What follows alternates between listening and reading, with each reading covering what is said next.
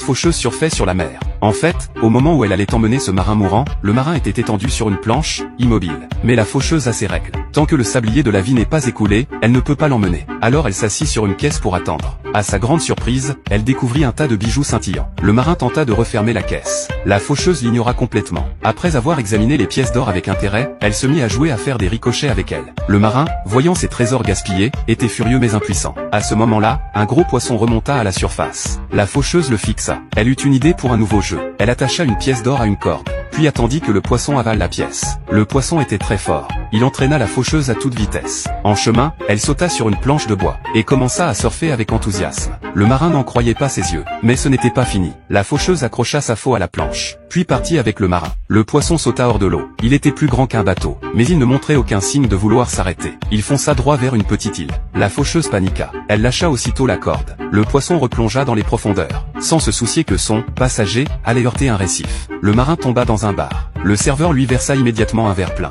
Maintenant, il ne lui restait plus qu'une pièce d'or. Avide, il hésita un instant, puis décida de profiter une dernière fois. Quant à la faucheuse, elle ne mourra pas de sitôt.